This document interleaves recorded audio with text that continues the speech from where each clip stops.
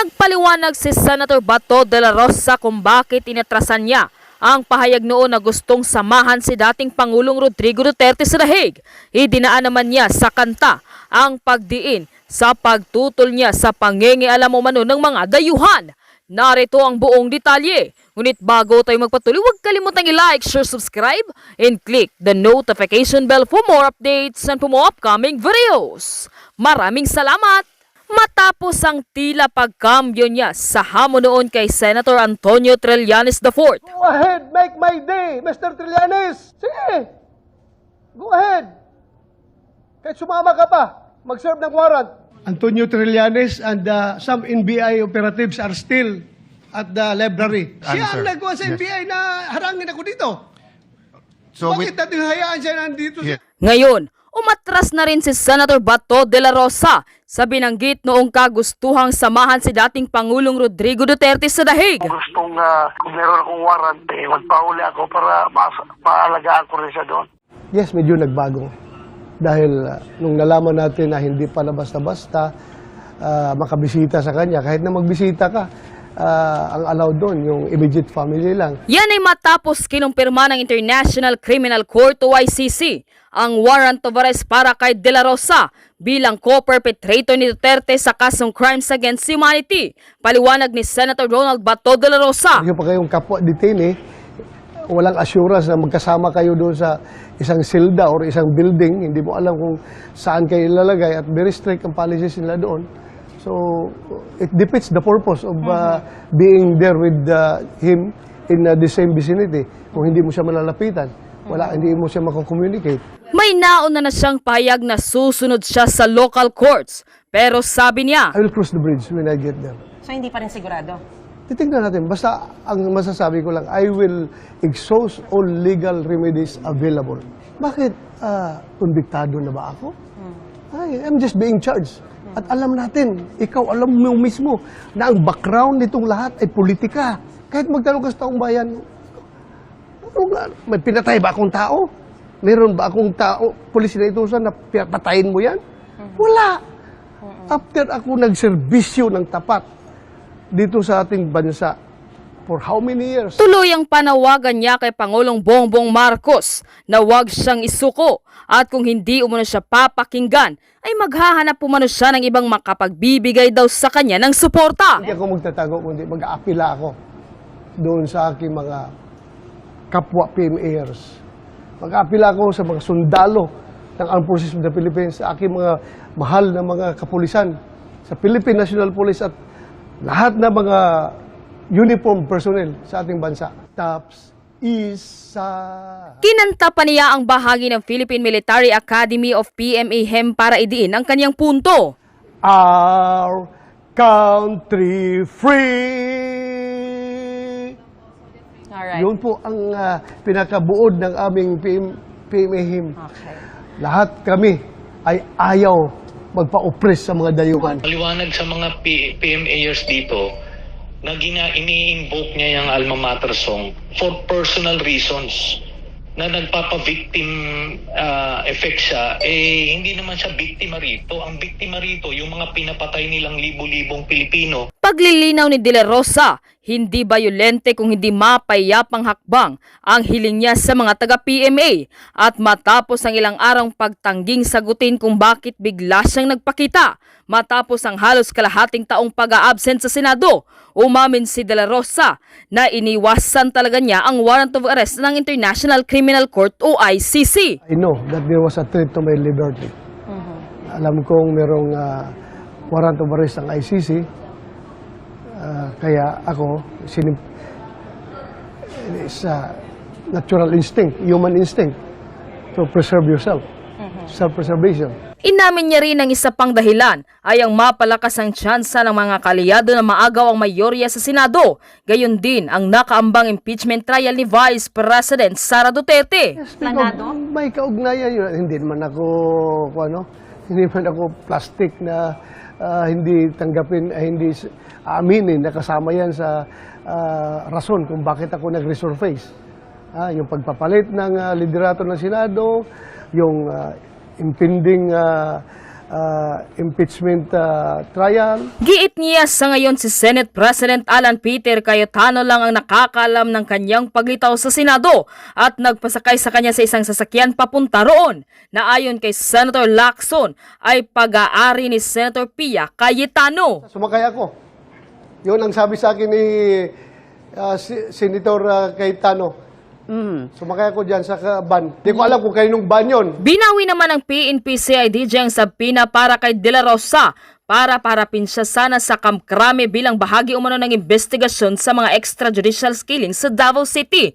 Noong hepe pa siya ng Davao Police. Salamat naman. Para hindi naman ako babiyahe dyan dahil naka-kustodiya ako sa Senado eh. So, salamat sa IDG. Thank you ha, thank you. Thank you Okay. at ni-recall ninyo. Mga kabunyog, mga kababayan, magandang araw po sa inyong lahat. Welcome po sa isa na namang episode ng ating Kape at Kwentuhan. Mga kabunyog, sinadya ko na wag munang mag-live, ano? Kasi kanina mainit na mga pangyayari yung nagaganap sa Senado. Pinapanood ko muna kung anong mga nangyayari, sinusubaybayan ko. Sabi ko, matapos lang ito, magla-live tayo. Ito, pagkwentuhan natin ito. Magandang pagkwentuhan natin ito habang tayo'y nagkakape, ha? Mga kabunyog, mga kababayan. So, ano ba talagang nangyayari sa Senado? Sa totoo lang, kanina magulo eh. Magulo yung mga pangyayari. Kanina pa, habang pinapanood ko yung nangyayari sa Senado, marami tayong mga question eh. Marami tayong mga question. Unang-una, bakit yung mga may mga pumasok na naka full battle gear, hindi naman inaaresto si Bato. Hindi naman inaaresto si Bato. Tapos si Bato pumunta doon sa second floor, sumakay ng elevator. Kumbaga tapos biglang nagkaputukan. Sinong nagpaputok? Sabi ng Office of yung Secretary General ng Senate, si Leandro Mark Mendoza, hindi pa daw nila alam kung sinong nagpaputok. Pwede ba yun? Pwede ba yun? Actually, kanina magulo eh. Ngayon, nitong huli na, biglang pumasok si Junvic Rimulya. Tapos sabi ni Junvic Rimulya, nandun siya para i-secure yung mga senador. Tapos sabi ni Junvic Rimulya, hindi naman daw siya pumunta doon para arestuhin si Bato. Sabi natin, ibang klase to. Tapos, tumawag na ini-interview na ng media si Melvin Matibag, director ng NBI. Matibag, walang NBI agents na pumasok sa Senado. Wala na. Ibig sabihin, parang drama lang yata ang nangyari. Drama lang, mga kabunyog. Yan yung Kaninong drama kaya? Ay lumalabas drama ni Bato at ni Cayetano eh. Parang drama ng dalawa eh. May mga maalala nyo kanina. Tingnan nyo, anong mga nangyari ngayong maghapon? Linabas na ng Korte Suprema ang desisyon nito. Hindi naglabas ng TRO. Di ba? Hindi naglabas ng TRO ang Korte Suprema. So anong ibig sabihin niyan kila Bato de la Rosa? Ang ibig sabihin niyan kila Bato de la Rosa, mga kabunyog, delikado na ang lagay niya. So anong gagawin? Ay kinakailangang maglabas ang Supreme Court ng TRO. Kasi sinabi naman ng Korte Suprema doon sa desisyon, ganito ang desisyon. Hindi maglalabas ng TRO. Pinapa-comment muna within 72 hours ang gobyerno doon sa petisyon ni Bato. Pinapa-comment din uli ng reply yung kampo ni Bato pagkasagot ng gobyerno.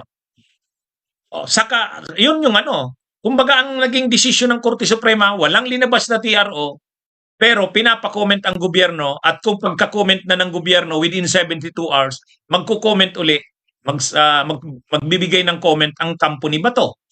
So, yun?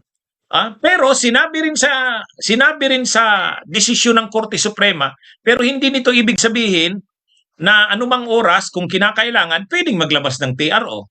O yun, parang may opening na ganon. So ibig sabihin, kailangan makumbinsi ang Korte Suprema na kailangan nilang maglabas ng TRO. Ano ba ang pinakamagandang pangkumbinsi sa Korte Suprema na dapat maglabas ng TRO na nagkakaroon na ng kaguluhan, di ba? O, paano mo makukumbinsi na ang Korte Suprema na maglabas na ito ng TRO nagkakaroon na ng kaguluhan?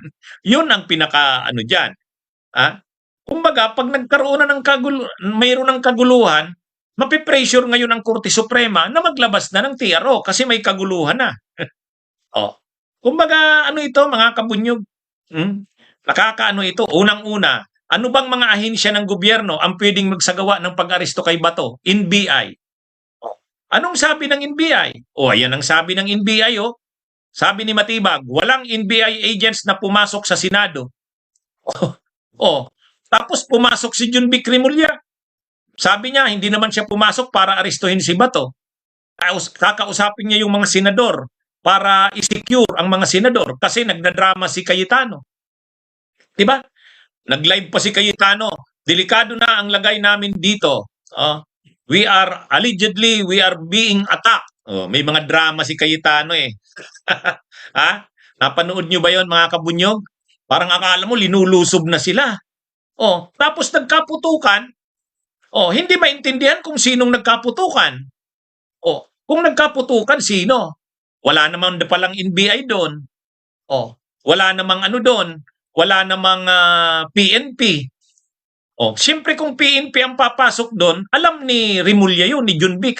Si Junvic Rimulya nga, alangan nga eh. Kaya nga piko na rin si Trillanes kay Junvic Rimulya. Hindi maintindihan, ano bang stand? Yan yung ano. Kaya ang inaasahan sana NBI ay nagsabi na si Director Melvin Matibag eh. Wala namang NBI doon. Sabi niya. Di kaninong mga tao yun? Parang ano rin. Parang drama lang. Mga tao ng Office of the Sergeant at Arms. Ay ang Office of the Sergeant at Arms, mga tao yan ng Senado. Sumusunod na yan ngayon kay Cayetano. Kanina, di ba, may mga drama-drama pa si Bato kanina, di ba, mga kabunyog? Ano ang drama ni Bato kanina? May mga pakanta-pakanta pa nung PMA hymn. Tapos ngayong gabi, ngayong hapon, lumabas yung desisyon ng Korte Suprema. Walang TRO. Pero sabi ng Korte Suprema, hindi pa rin ibig sabihin na hindi na pwedeng maglabas ng TRO. Kung kinakailangan. Yung ganong opening, sabi ng Korte Suprema, pwede pa rin maglabas ng TRO kung kinakailangan. Paano mo masasabing kailangan ng maglabas ng TRO ang Korte Suprema pag may kaguluhan? Parang ano ito mga kabunyog, mga kababayan? Napakano? Sa totoo lang. Ano ito? Ang dapat nito, imbestigahan ng malalim ng gobyerno. Kaya lang, ano to? Hindi maganda ang imahe nito sa gobyerno. Pinaglalaroan na nito nila Bato. Kung kagagawan nga ito nila Bato at nila Cayetano, parang drama lang ito. Nagki-create lang ng senaryo, ay hindi na maganda ito. Unang-una, tinatago na si Bato doon sa Senado. Umaabot na sila sa ganyan, gumagawa na ng ano. Kailangang imbestigahan ang Senado sa ginagawang ganyan. Nananawagan pa si Cayetano kanina sa mga cavaliers daw. Cavaliers, ang ibig sabihin yan, yung mga PMAers. Yan mga kabunyog, mga kababayan. Ano ito? Kumbaga, kaya nga ako, hindi kaagad ako nagla-live kasi sabi ko parang ang gulo. Magulo. Unang-una, hindi alam kung sinong nagbarilan. Pwede ba yun? Ngayon, may mga lumalabas na ano daw, parang mga tao ni Robin Padilla yata ang unang nakipagbarilan. Ibig sabihin, sila-sila lang. Wala naman yatang casualty dun. Saka yung putukan, hindi mo naman makita. Pinaalis pa yung media. Ano yon? Kumbaga, medyo nakakaduda na yung nangyari na yan. Anong purpose kung sinadya man yan o drama lang yan? Para ma-pressure ang Korte Suprema na maglabas ng TRO. Bakit maglalabas ang Korte Suprema ng TRO? Kasi magulo na. Di ba? Magulo na. Parang papasok na ngayon yung Korte Suprema kasi para mapigilan ang kaguluhan. O, sino ang nag-create ng senaryo ng kaguluhan? Sila rin, yung nagre-request ng TRO. O, di ba? Ano ito mga kabunyog, mga kababayan? Anyway, habang dumadaan ng oras, malalaman natin ang ano. Kaya lang, kita nyo naman, sabi ni Director Milvin Matibag, wala namang mga tao ng NBI doon. O, di ba? Wala namang mga tao ng NBI doon. O, ang mga nandun ay mga OSAA, ibig sabihin Office of the Sergeant at Arms. Pag Office of the Sergeant at Arms, hawak na yan ng bagong liderato ng Senado. Kaya ano yan, mga kabunyog? Sino ba ang posibleng gumawa nun? Ang posibleng mag-implement? Ang pwede lang naman mag-implement ng pag-aresto kay Bato ay NBI, PNP, CIDG. O ang CIDG nga, nasa ilalim din naman yan ng PNP. Ay si John B. Cremulya nga, hindi naman siya kumbinsidong arestuhin na si Bato kaagad. Di ba? Ang linaw-linaw, pagpasok ni John B. Cremulya, sabi niya, nandito ako para i-secure yung mga senador kasi humihingi ng tulong. Hindi naman ako nandito para arestuhin si Bato. So, ibig sabihin, ang PNP hindi involved sa pag-aresto kay Bato. Pati si IDG, hawak naman yan ng PNP. Yung NBI, yun, nagsalita na si Milvin Matibag. Walang NBI agents na nasa loob ng Senado. Sino? Ang lumalabas, mga tao rin ng nila Bato. Tao nila Bato, tao nila Robin Padilla, tao nila Cayetano, yung Office of the Sergeant at Arms. Ano yan mga kabunyog, mga kababayan? Kaya nakakaano. Tapos ngayon, ano nang sabi ni anong sabi ni Cayetano, latest, sabi ni Cayetano, safe na si Bato. Yun lang. Kapipress kon lang, sasalita lang ni ngayon. Kanina, kunwari si Cayetano, kumbaga, delikado na daw ang lagay nila, kasama daw nila doon si Loren Ligardan, nandun sila sa isang, sus naman. Ang pinakaano doon, wala namang NBI. Wala. Sabi ni Director Milvin Matibag, walang NBI doon. Ang latest nga nito, mga kabunyog, mga kababayan, ang latest nito, ang sabi ni Cayetano, kung pinuntahan na daw nila si Bato doon sa kwarto, safe naman daw ito. Alam na. Malamang ang purpose nito ay para, mga kabunyog, ang purpose nito, ma-pressure ang Korte Suprema na maglabas ng TRO. Kasi nga, siyempre may kaguluhan na. May kaguluhan na. Ang Korte Suprema, hindi pa naman sarado na hindi maglalabas ng TRO. Sa ngayon, hindi naglabas ng TRO. Pero sabi ng Korte Suprema, without prejudice. Ibig sabihin, pwede pa rin maglabas ng Yan, mga kabunyog, mga kababayan. Kaya ito? Anyway, mga kabunyog, mga kababayan, magandang araw sa inyong lahat. Mayroon pa akong ilalive. Mayroon akong ipapakita sa inyo. Abangan nyo itong sunod kong ilalive.